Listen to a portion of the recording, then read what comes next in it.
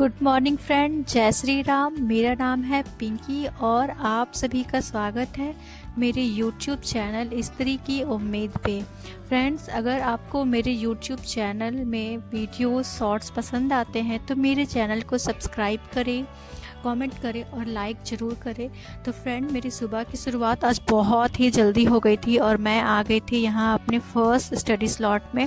और फ्रेंड, मैं यहाँ पे पढ़ रही हूँ ज्योग्राफ़ी। तो ज्योग्राफ़ी में अगर आप मेरे रेगुलर व्यूअर होंगे तो आपको पता होगा कि क्लास 6 के चैप्टर 1 से लेकर 3 तक को मैं पढ़ चुकी थी और अब मैं यहाँ आ गई थी चैप्टर 4 और 5 को पढ़ने के लिए। तो फ्रेंड, मैं चैप्टर 4 को पढ़ रही थी और चैप्टर 4 में है मानचित्र। तो मानचित्र को मैं पढ़ रही थी और आपको पता है फ्रेंड, मैं सबसे पहले NCERT को इसलिए स्टार्ट करती हूँ ताकि मुझे जो भी मेरे डाउट्स हैं, जो मैं भूल चुकी हूँ, जो पढ़ी हुई थी, वो मुझे वापस से क्लियर हो जाए। इसलिए मैं सबसे पहले NCERT को पढ़ रही थी और ये देखिए मैं NCERT को ही पढ़ रही हूँ। और इसके बाद मैं चैप्टर 5 को पढ़ी। चैप्टर 5 में सारे महाद्वीप के नाम, कौन से महाद्वीप कहाँ पे है, कौन से महासागर है, मतलब ये सारी इन्फॉर्मेशन थी। तो मैं उन सबको पढ़ी हूँ और मुझे वापस से रिकॉल की हूँ तो मुझे समझ में भी आ गया है। और मैं चूँकि पहले भी पढ़ चुकी हूँ तो मुझे उतनी परेशानी नहीं हुई वापस से याद करने में और मेरे कन्फ्यूज़न भी दूर हो गया और मैं पढ़ भी ली। तो मैं अभी महज 1 घंटा ही पढ़ पाई हूँ क्योंकि मुझे किचन में भी जाना था। तो फ्रेंड, मैं 1 घंटा 9 मिनट पढ़ी हूँ और अब मैं जा रही हूँ किचन में, क्योंकि मैं किचन को रात में साफ़ नहीं की थी। तो मुझे किचन को भी साफ़ करना था, थोड़ा सा बर्तन था उसे साफ़ करना था और मुझे नाश्ता भी बनाना था।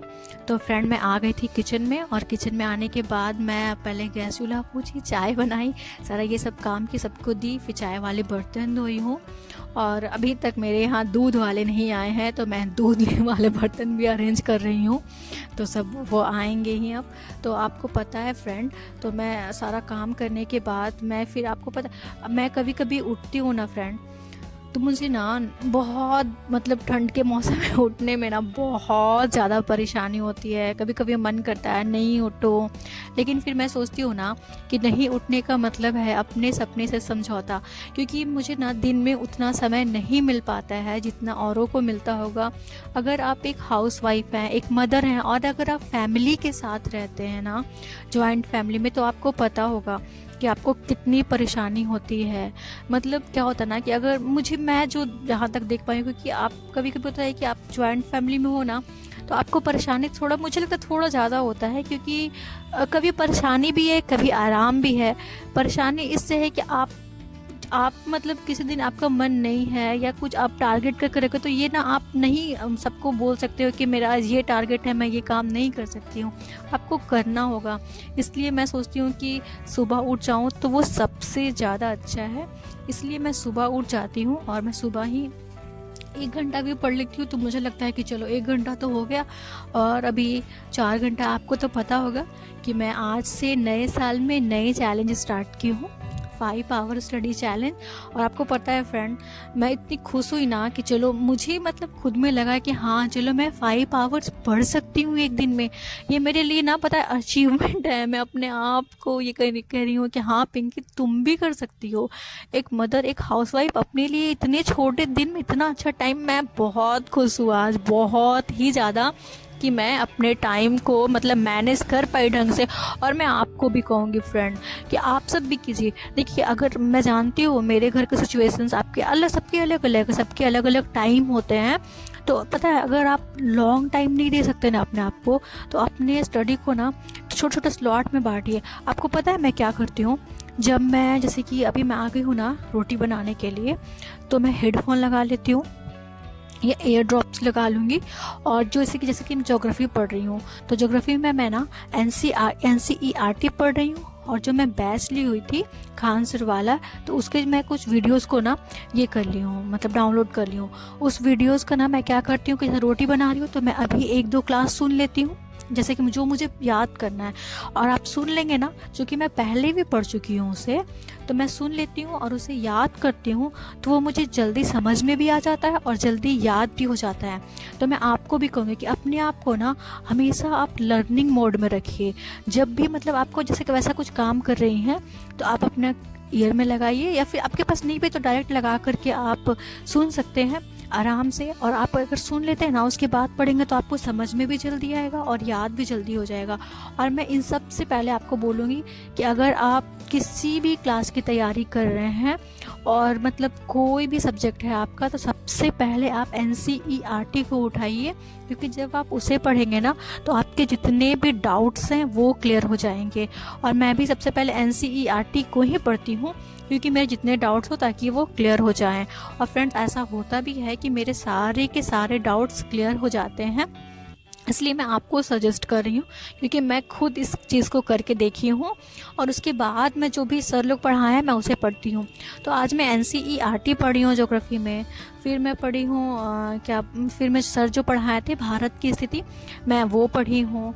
और वो दोनों पढ़ने में मुझे 2 घंटा लमसम लग ही गया था। मैं पूरा कंप्लीट करने के बजाय कि आप 2 घंटा 9 मिनट लग गया है। उसके बाद मैं फिर आ गई थी पॉलिटी पढ़ने के लिए।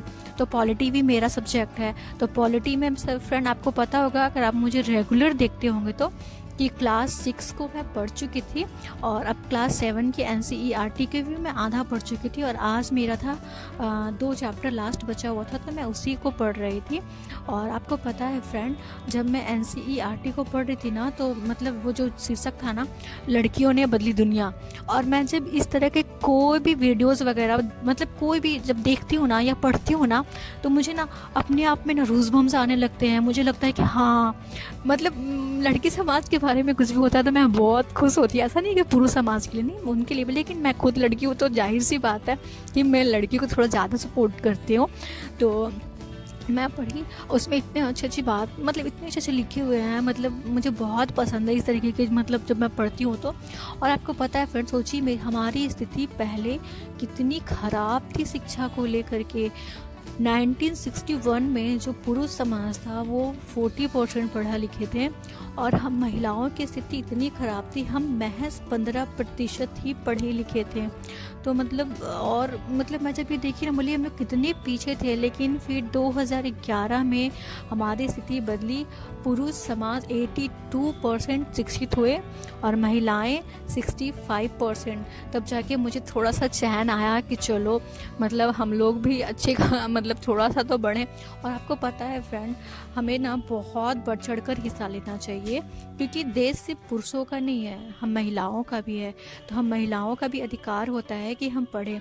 और आप और हम सब जानते हैं कि, और हमने जब हम लोग चूँकि BEd कर चुके हैं, आप भी BEd के हों, तो आपको पता होगा कि जब एक महिला पढ़ती है ना, तो कहा जाता है सिर्फ एक महिला नहीं पढ़ती। अगर एक महिला पढ़ती है तो अपने पूरे जो आने वाली पीढ़ियों को भी शिक्षित करती है।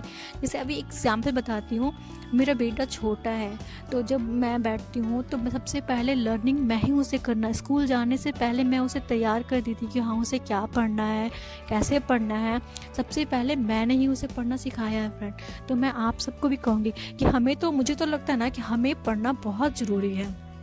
इसलिए नहीं क्योंकि मतलब हमें कुछ करना है, अगर आप नहीं भी तो शिक्षित होना महिलाओं को बहुत ज़रूरी है, अपने परिवार के लिए, अपने स्पेशली अपने बच्चों के लिए, ताकि मेरा बच्चा कभी कुछ पूछे तो मैं उसे बता सकूं, मैं अपने बच्चे के लिए मॉडल बन सकूं कि हाँ मेरी मम्मी ऐसी है।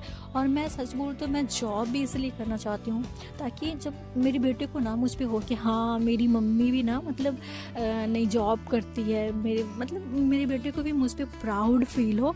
इसलिए तो फ्रेंड, आज मैं पूरे 4 घंटे के स्टडी स्लॉट आपको दिखा रही हूँ, और बाकी अभी तो जब मैं पढ़ाई ख़त्म की थी तब 3:30 हो रहे थे, तो अब मैं रात तक आराम से 1 घंटे पढ़ लूँगी। 4 घंटे का मैं आपको दिखाई हूँ, और जो आज का 1 घंटा है वो मैं आपको कल के इसमें दिखा दूँगी, रात का टाइम दिखा करके, ताकि आप लोग ये ना बोलो कि मैं झूठ बोल रही हूँ।